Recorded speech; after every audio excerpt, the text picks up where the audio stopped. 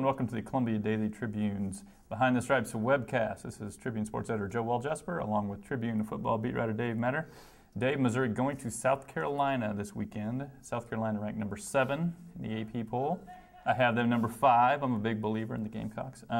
They've got their own quarterback issues like Missouri.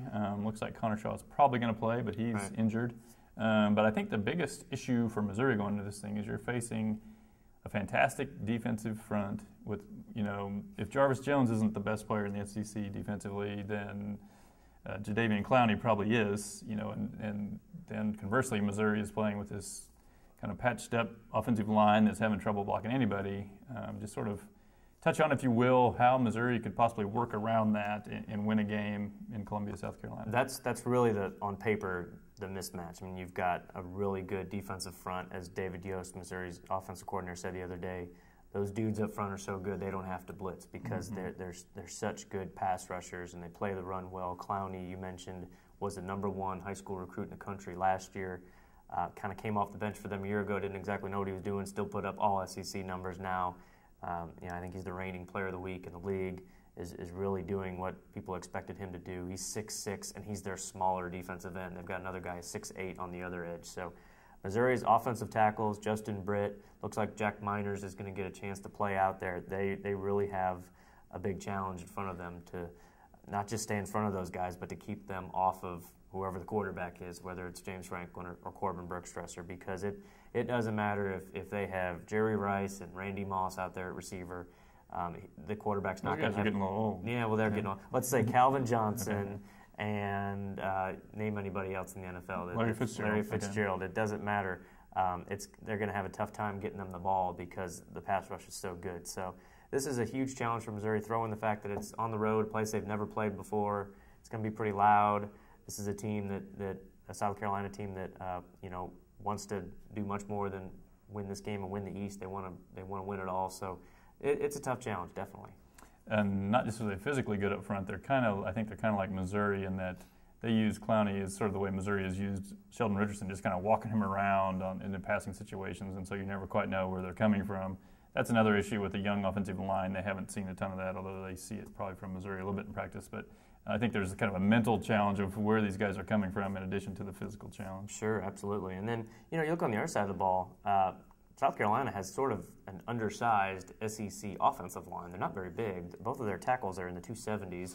And Missouri's defensive line, I think we can agree that have been really impressive so far. I think Missouri's got a chance to put some pressure on South Carolina. First, more than anything, they have to stop the run. Marcus Lattimore is one of the best running backs in the country. So I think if they can at least kind of keep him from having a huge game, and with Shaw back there a little banged up, if Sheldon Richardson, Coney Ely, Brad Madison, those guys, I think they have a chance to keep Missouri in this game, because I think at this point we could say that's probably Missouri's strength, is their defensive line and how well they've played up front so far, even against Georgia at times. So if they can do that, that'll really help out their counterparts on Missouri's offensive line and put maybe less pressure on them to have to score a lot of points, because it's going to be tough for anybody against this defense.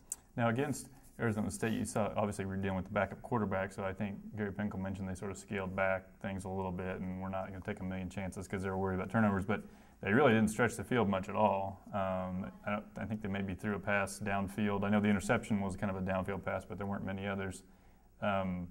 Is that something you think they need to do more, or can they do more dealing with an offensive line in this shape? Because it seems like you said, if the receivers are the best weapon you've got and you're just sort of flipping the ball at the line of scrimmage, you're maybe mitigating your one big strength. Right. Well, ideally you'd like to, and that's what you'd like to get James Franklin or Brookstresser out there and throwing, deep, or at least some intermediate routes to these guys, and it's just hard for them to do. I mean, it's physics. You can't throw the ball and stand and plant your feet and throw it deep if you've got the whole defensive line in your face. So that's going to be hard for them against pretty much everybody, especially a team like South Carolina. So, Gary Pinkel was asked that yesterday, and he mentioned some other things you can do. You can change the launch point. You can get the quarterback on the move and get him, away from the pressure. But just because you're moving away from the backside guy, the front side guy has got a quicker path to you too. So, and then you have to worry about a team blitzing and sending extra men into the backfield. So that's Missouri's problem right now, and that's what David Yost said they're really working on. Now, you can bring in some extra blockers like they did Saturday in third down passing situations. They'd bring Jared Culver in as an extra blocker. You know, if a blitz was coming, he'd stand back there and try to protect a quarterback. Otherwise, he'd go out for a pass. So that's an option. But like Pinkel said, when you do that, you go away from the spread concept and you bring in another defender into the issue, and you're not as spread out. So it's a tough call for Missouri right now, and they haven't really had this kind of issue since they've gone to the spread, where it's so hard to kind of get anything going, you know, beyond 5 yards past the line of scrimmage. It seemed like they would have a lot of turnover in the line in years past, and you would think, boy, this could be a problem this year, and then it never really seemed to be. It's like they just were good enough at they didn't have this kind of injuries before either in the line. That seems to be the big issue. And I guess, like, maybe lastly, if we could discuss, as far as Missouri's trouble scoring the ball, maybe the last issue is their kicking game has been a bit of a, I don't want to call it a disaster, but it's been nothing like what we've seen through the years where they had dependable kickers. What do you see happening there? I know Pinkel's been has defended Andrew Baggett, saying the problem has lied elsewhere on some of these kicks. I mean, is that something that you foresee beginning to affect strategy? You know, are we even going to attempt to kick field goals or just start going for it? Right. Well, I think, you know, his comments, I think you can look at it as he's trying to stick up for the kicker and doesn't want his confidence shaken because he's just a redshirt freshman. He hasn't had much success at all to this point. So Pinkel has touched on the snapper, which is also a young guy, Mitch Hall, redshirt freshman, on the PAT field goals. And then your holder is one of your most veteran guys, TJ Moe, and he had some issues the other night holding on to the ball. It's just kind of it's kind of a perfect storm of issues. I hate that term, but it is. I mean, they've had some bad kicks, bad holds, and bad snaps, and that's what Missouri is so unaccustomed to having. For 4 years, you had Bo Brinkley back there snapping perfectly every time. It was never an issue at all, and, you know, he's showing why now. He's the snapper for the Tennessee Titans.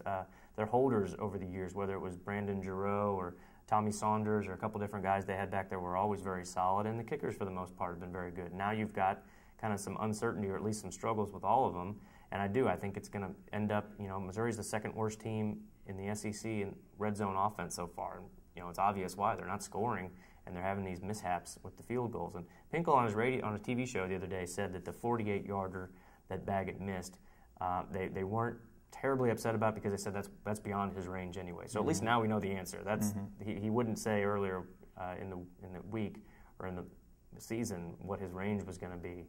Apparently 48 yards is too far. So you know, anything beyond maybe 45 is kind of out of the question. All right. Well, tune in next week when we will talk about Missouri's game against South Carolina and look forward to their trip to Central Florida.